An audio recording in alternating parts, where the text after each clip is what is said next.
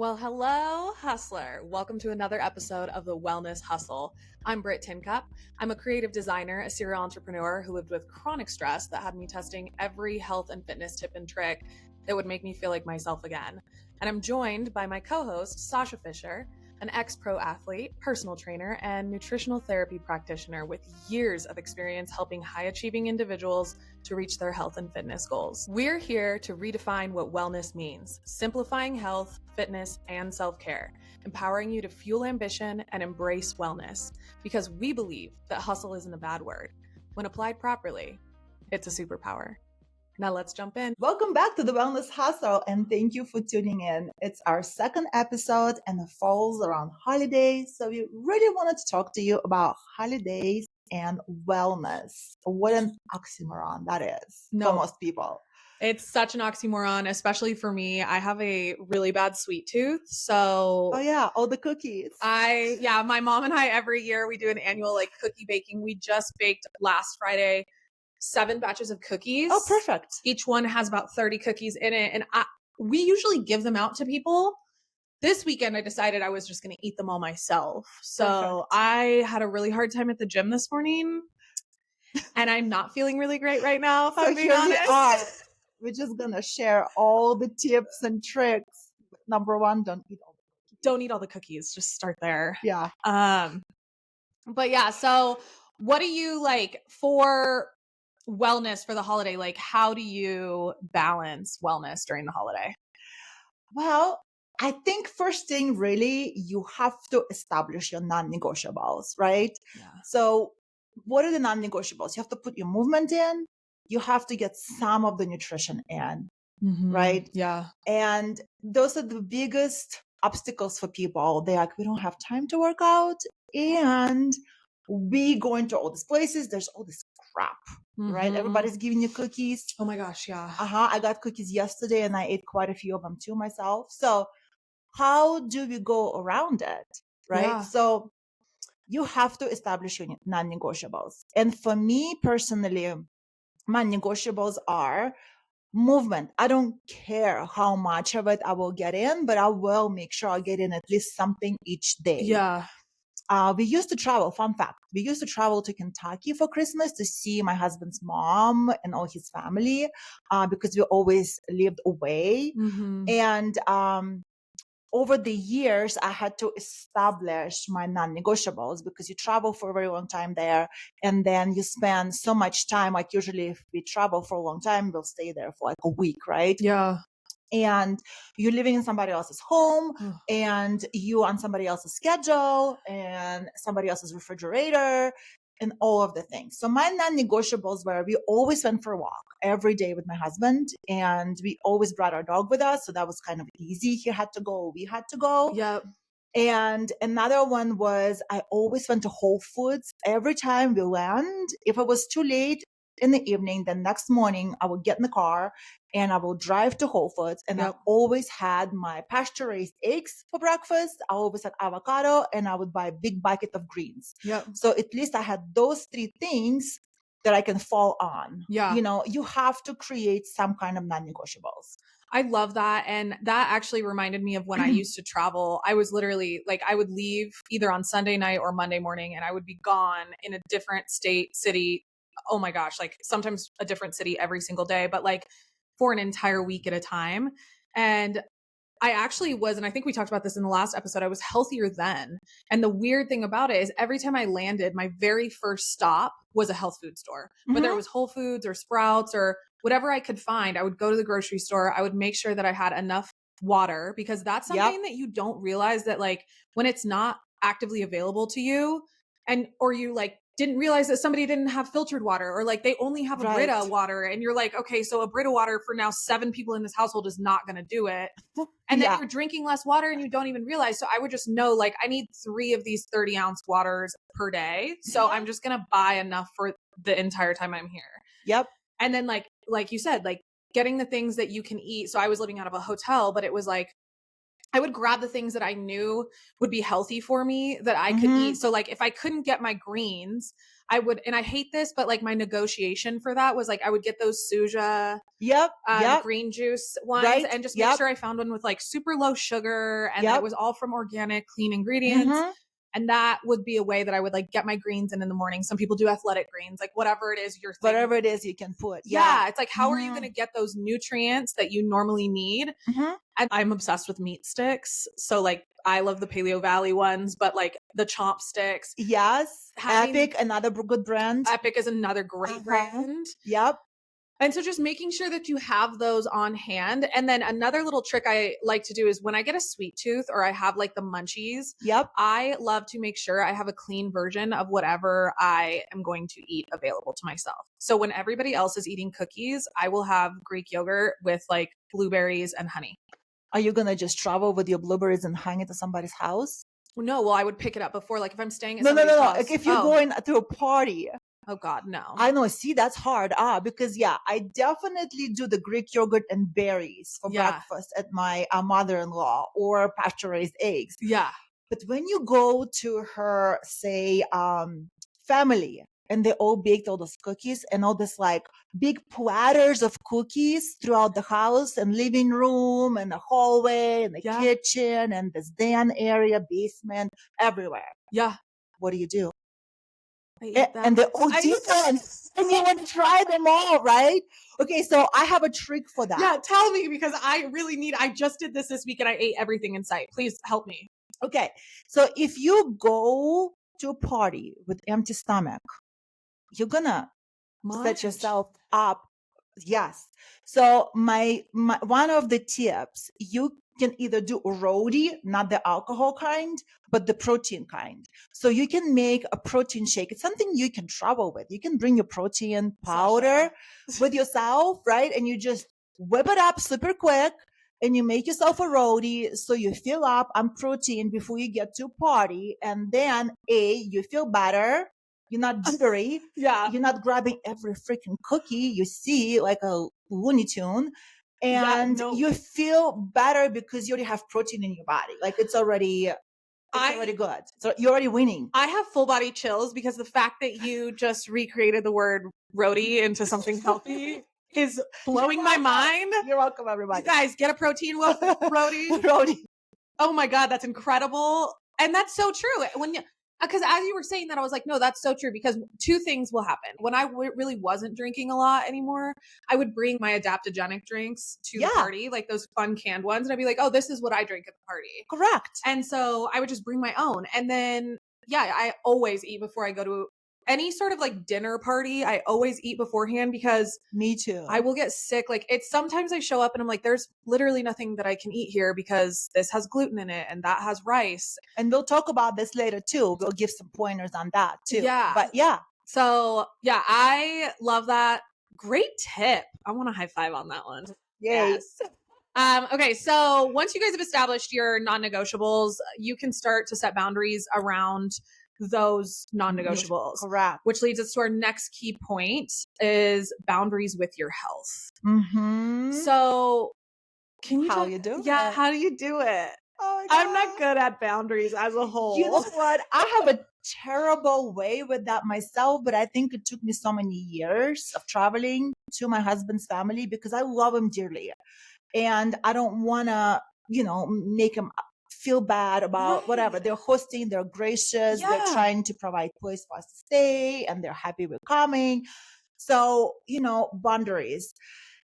I guess the way I did it, I was just bringing my own stuff, so, and also I would go and shop with Pat's sister to a local farmer's market.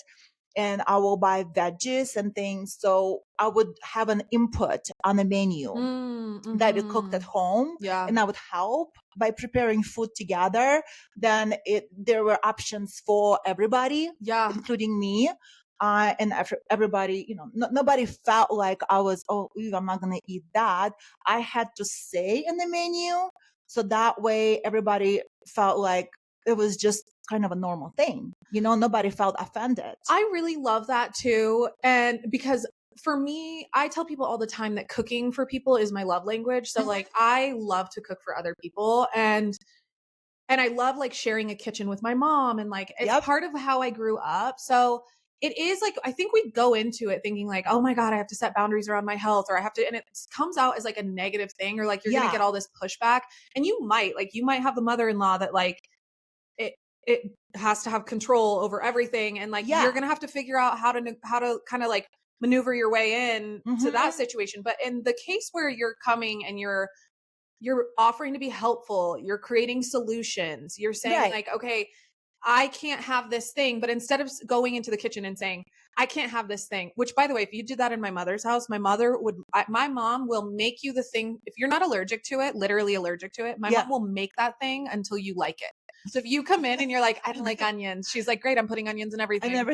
Everything. So like, you can come into situation. That's a person's kitchen. It's a very intimate place. So you very need to come in with solutions and say like, it's not an, I can't, it's a, let me help you make this dish. And sit together.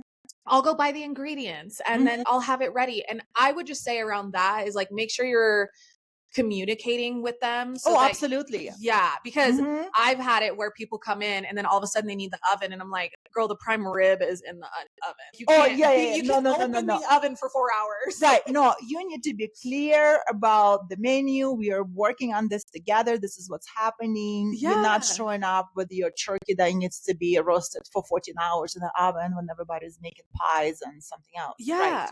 So it's planning ahead and like communicating ahead of time with the person that you're going to be staying with or the person who's hosting. Right. I always like, well, this leads into my control issues, but I'm like, I'll just do it.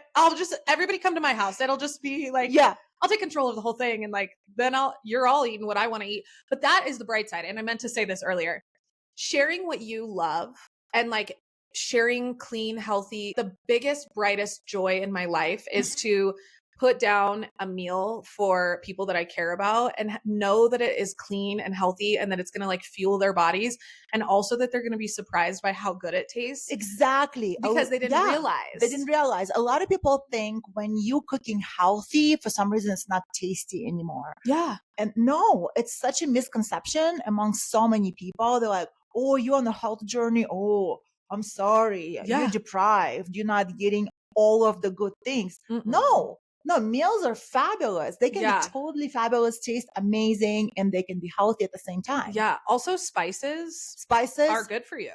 Spices are great for you. Herbs are great for you. If you want to look like a great chef, you got to start using spices and herbs. Absolutely. Yeah.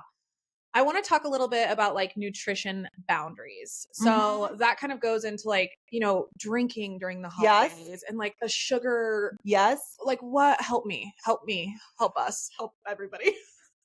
Sure. Okay. Well, I don't want to be like just taking away everybody's fun. Right. Right. Because that's not me. Like I just want people to have fun, but also realizing too much fun is not going to be no fun later. So in the beginning, again, I go back to our traveling time to Kentucky. We stay up too late. If any family listens, they know there's a sugar corner in mom's kitchen and they know what that is. We have a basket in ours. You have a basket? We have a corner at Pat's mom's. It's a whole corner. Oh, God. And there's layers. There's like stories, like 5-story high sugar corner of all kinds of cookies, bread, zucchini bread, pumpkin bread, all of that. Yeah. She's a baker. Every evening, and the whole family is, and they're all giving it to you. So we have this whole thing. And it's a danger zone for me. Danger zone. So every evening we would sit there and make tea and eat the sugar corner. Oh, I know. And right before bed too. Right before bed. Messes up my sleep. Right. Not only that, we stayed up late. We were having good time with sugar corner. And then next morning you wake up all puffy and tired. Yeah. And not feeling good. So eventually I think you start realizing this is not serving me. Right. It's where I was a few years into it. I was like, it's not serving me. I'll just have maybe one cookie. Or now I know how the sugar corner tastes. I don't really want to taste this anymore. Yeah. So I'll just have the tea. Yeah. If that makes sense. There's that. Yeah. And then I think too, like we talked a little bit about like how I bring my own drinks now to the party because Exactly. I'm like, okay, I'm not a big drinker. And it is weird to like not have a drink in your hand. I don't know why that socially is so strange. So I started creating cocktails and creating all of these other options to just have a drink in my hand. And also I get bored with water, if I'm being honest. Like, sure, I don't want to stand around drink water. No, boring. I want like what the fun. My mom's drinking like a good bubbly. Like I want something bubbly. Same. And so I think for like, I always look at the girls trip. If you look at when you take a girls trip and let's say it's a bachelorette party, right? And everybody goes out on the bachelorette party and you got there. It's the first night. You're so excited to see all your friends, or like you're just flying into town. You're back in your hometown. You're going to go out and party with all your friends, right? Then the next day, by the way, you work every single day of the year, except for this holiday that you're getting off. And like now you put yourself in a position where the next morning you're going to wake up, you're going to be hungover. Then the morning after that, and if you're in your 30s, hi, hello, it's me. The second day hangover is brutal still. And then the third day hangover, I'm living with 3-day hangovers right now. And that has ruined my entire holiday. Yeah. I don't want to have a 3-day hangover. I don't want to ruin the entire time. So establishing before, what I do for myself now is like, I know 3 drinks is my max. Okay. Once I get into 3 drinks, I've now hit the danger zone. So that essentially means that like, she's known as Rage Cage, but like she comes out after the 3rd drink. She can't be stopped. She's the Energizer Bunny. She'll keep going. It doesn't serve me, to your point. And so what I started doing was setting the limit for myself. I will have drinks if I want them, but 3 is my absolute max. I will also say that I set the boundary for myself of I'm going to have that 3 drinks, but I'm going to have them only one night of the week. Yeah. So maybe you do another night and you only have 1 glass of wine or whatever. Like if you're someone who likes to pair and taste, which is me, like then do that, but it's 1 glass. So you need to be thoughtful of when you order your drink within the meal, when you pour that drink within the meal, and like just being more intentional about, and I think that's the bigger picture there. Be really intentional about what you're putting into your body as a whole. But when it comes to things that you know you need to be more mindful of, like sugar and alcohol. Yes. Be intentional about when you're going to have it. Like if you know you want the pumpkin pie or whatever, grandma's famous pecan pie, whatever it is. Okay, I'm having that, but I'm not going to have it. I'm not having all of the baked goods the night that we get into town.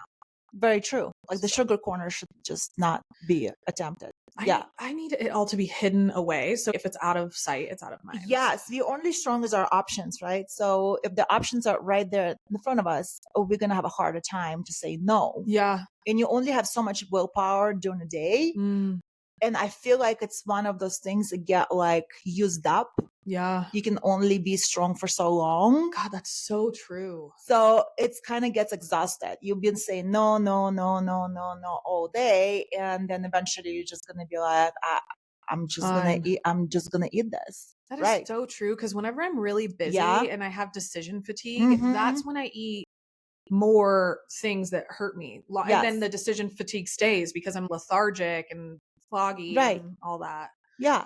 So have the better options for you, especially when you know, then you have that kind of a day. Well, we can't talk about boundaries without talking about fitness. So how do you manage that when you're on the road? When family's in town, when you've got a lot on your plate, what do you do? How do you do that? 2 things comes to mind. When my husband and I again traveled, we always had a membership there. Like we'll go and we'll get quick membership at the local gym. It was nothing spectacular. It was a tiny little mom pop gym. Yeah. And we will go talk directly to owner, be like, hey, we're going to be here for a week. Can we like sign up for a week of just using your equipment here? And he always was like, yeah, sure, no problem. Yeah. So every year we would have a week membership there. And our family knows, like, we need time to go work out. You just open about it and don't be feeling bad about it. Just say, hey, you guys, what the schedule today is like, we need an hour away. We're going to go to the gym and we're just going to do our thing. We come back and we'll be ready to go to whatever you guys want to do. But where is it working for everybody? Yeah. because we're not type A vacation, getting up 5 o'clock and going to the gym and working out. That's not Pat and I. Some people do that and it works for some people. Like some people can wake up earlier, go to the gym, get their stuff done, and then come home and everybody's waking up at that time. It's just not us. Yeah. So we usually just work with the schedule of the family, and we'll get the 1 hour where we can go to the gym and work out. Also just saying ahead of time, like, hey, I'm going to need an hour each day. Right. Where do you want me to put it? Right. Exactly. Like, hey, mom, where do you want me to put my hour? I also love class pass. Like I'll go into a town, like when we go down to San Diego, and this is a luxury because my family lives in San Diego. So some of the best gyms so and lucky. Like studios are down there. So I'm well aware that I'm very privileged in this regard. Yeah. I'll not to mention restaurants when you go out. Oh my God, the restaurants are healthier. Yes. I'm really blessed in that regard. Definitely. But yeah, so we go down there and I do a class pass and then I just schedule and say like, okay, this is when I'm going to do it. Or again, I understand it's a privilege, but like go walk on the beach. Well, you know what? We walked in the neighborhood with our dog. Yeah. We did. Yeah. In the flicking rain in Kentucky. Great weather. But we did it. We had to walk. Yeah. Just do it. No excuses. Yeah. You know what I mean? You're going to feel so much better. You have to put some movement. Because when you're eating like that and you're sitting on your butt, having conversations with your family, because everybody just sits on their butt, right, in the kitchen and just kind of chit-chatting during holiday, right? You're just going to get, you're going to start to feel really, really tired and fatigued. You need to get out and move it out. Yeah. And I think that leads us into our next area. How can you show up for yourself so that you can show up for other people better? And I'm a jerk when I don't work out. I was not in a good way this morning. I was hungover from the weekend of chaos that I had. And then woke up this morning, didn't feel well, went to the gym because I was like, must do. I felt better afterwards, like I always do. But the difference was in the gym, it was just brutal for me. Like it was such a brutal experience. I literally had a guy come up to me and he was like, you're shaking really badly. Do you think you need that top weight? And I'm like, yeah, that's kind of the point. Like I'm punishing myself for this whole weekend. I just ate cookies and drank alcohol. How do you support yourself first? Because you're going to be able to have better relationships with people. You're going to be able to have better conversations with people. You're going to be able to be more present each time that you're, having, I mean, look, you're going to be around your family. Right. That's not always easy. No, it isn't. And it's already it's already stressful. So create a space for yourself where you can show up as your best self. Yes.